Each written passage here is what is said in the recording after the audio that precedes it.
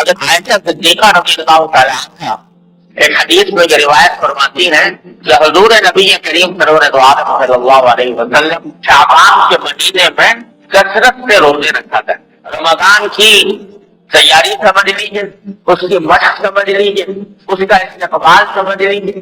بہرحال نبی کریم سرور دو عالم صلی اللہ علیہ وسلم اس مہینے میں کثرت سے نفلی روزے رکھا کرتے. واجب نہیں ہے, فرض نہیں ہے, لیکن کسی بھی دن میں اللہ تبارک و تعالیٰ توفیق عطا فرما دے شعبان کے کسی بھی دن میں تو روزہ رکھنا عام دنوں کے روزے سے زیادہ فضیلت رکھتا ہے اور زیادہ اجر و ثواب کا موجب. کوئی تعداد مقرر نہیں, کوئی دن مقرر نہیں, بلکہ جس وقت بھی اللہ تبارک و تعالیٰ کی طرف سے توفیق ہو جائے اس میں نفلی روزے رکھنے چاہیے. حضرت عائشہ صدیقہ رضی اللہ تعالیٰ عنہا فرمایا کرتی تھی کہ رمضان کے مہینے میں جو روزے مجھ سے قضا ہو جایا کرتے تھے جسمانی مجبوری کی وجہ تو میں ان کی قضا شعبان میں رکھا کرتی تھی, کیونکہ رسول کریم صلی اللہ علیہ وسلم بھی اس زمانے میں جس طرح سے روزے رکھتے تھے تو میرے لیے روزہ رکھنا عادت ہو جاتا تھا کہ آپ بھی روزے جو ہے میں بھی روزے.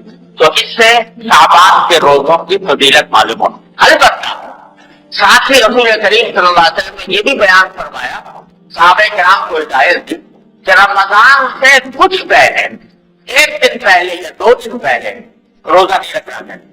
ایک دن پہلے یا 2 دن پہلے روزہ چھوڑ دینا چاہیے, روزہ نہیں رکھنا. اس کی وجہ تو یہ ہے کہ تاکہ انسان رمضان کا استقبال نشاط کے ساتھ کر سکے, پہلے ہی روزے سے کمزور نہ ہوگا. ایک وجہ تو یہ علماء کرام نے بیان فرمائی, اور دوسری وجہ جو اس سے زیادہ گہری ہے وہ یہ کہ دین اتباع کا نام ہے. اللہ تبارک و تعالیٰ کے حکم کی اتباع, نبی کریم سرور دو عالم صلی اللہ علیہ وسلم کے حکم کی اتباع, یعنی اس کی پیروی, حکم ماننا, حکم پر عمل کرنا. دین اس کا نام اپنا شوق پورا کرنے کا نام نہیں اور جذبات کی تسکین کا نام نہیں, بلکہ اللہ کے جلالہ کے احکام کی پیروی کا نام ہے.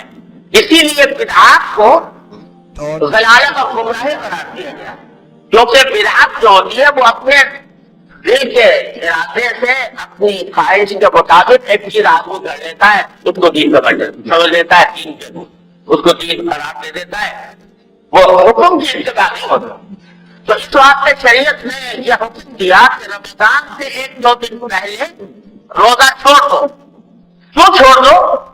اس لیے چھوڑ دو کہ اگر 1-2 دن پہلے سے روزہ رکھنا شروع کر دو گے تو گویا تم نے اپنی طرف سے رمضان کے روزوں میں اضافہ کر دیا. اللہ تبارک و تعالیٰ نے تو تم پر 30 یا 29 روزے فرض کیے تھے, اسی کے ساتھ تم نے ملا دیا شعبان کے آخر کے 2 روزوں کو بھی. تو اب آگے رمضان کو تو رکھو گئی 29 یا 30 روزے, اور اگر شعبان کا 30واں بھی رکھ لیا اور 29واں بھی رکھ لیا اور 28واں بھی رکھ لیا تو وہ 30 نہ رہے 35 روزے ہو.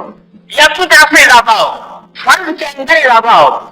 اب شریعت اس بات کا بڑا اہتمام کرتی ہے کہ کوئی آدمی اللہ تعالیٰ کے مقرر کیے ہوئے فرائض ہوئے کوئی اضافہ بھی نہ کرے کوئی کمی بھی نہ کرے, اس لیے بنا دیا گیا. آپ نے حکم بھی سنا ہوگا کہ فرمایا گیا کہ ایک طرف یہ فرمایا گیا کہ سحری جب کھاتے ہو روزے میں تو بالکل آخر وقت میں سحری کھانا زیادہ مستحب ہے, بہتر ہے. پہلے سے آدمی کھا کے بیٹھ جائے 2-3 گھنٹے پہلے سے پھر کھانا پینا چھوڑ دیں, یہ پسند نہیں. کیوں پسند نہیں؟ اس لیے کہ روزہ اللہ نے رکھا ہے صبح صادق سے لے کر غروب آفتاب ہے. اگر تم نے 2 گھنٹے پہلے سے کھانا چھوڑ دیا تو تم نے روزے کی مقدار میں اپنی طرف سے اضافہ کر دیا, اپنی طرف سے اضافہ کر دیا. لہذا نہیں, آخر وقت کھاؤ کیونکہ ہمارا حکم یہی ہے. اور اسی طرح افطار کے بارے میں آپ نے سنا ہوگا کہ حدیث میں رسول کریم صلی اللہ علیہ وسلم نے مستحب قرار دیا کہ افطار جلدی سے جلدی کیا جائے. جو ہی سورج غروب ہو اور اس کا یقین ہو جائے کہ سورج غروب ہو چکا, جلدی سے جلدی افطار کرو. اب دیر نہ کرو. کیوں؟ اس لیے کہ اگر تم دیر کرو گے تو اپنی طرف سے روزے کی مقدار میں اضافہ کر رہے ہو. اللہ تعالیٰ تو کہا تھا غروب آفتاب تک کرنا, تم نے غروب آفتاب سے آگے بڑھا دیا, یہ اپنی طرف سے بڑھایا. تو یہ اپنی طرف سے کوئی عبادت معتبر نہیں. مسئلہ یہ منظور ہے کہ نہ بھوکا رہنے میں کچھ رکھا ہے, بھوکا پیاسا رہنے میں, اور نہ کھانے میں کچھ رکھا ہے. اصل چیز اللہ تبارک و تعالیٰ کے حکم کی اتباع ہے.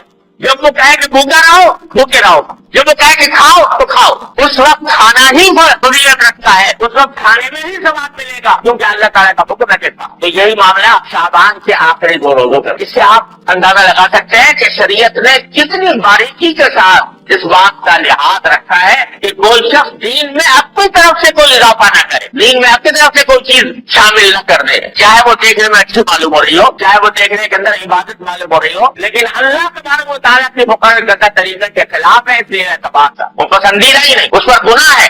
سوشل میڈیا پر سب سے قدیم اور سب سے ریلائبل برانڈ درسقرآن.com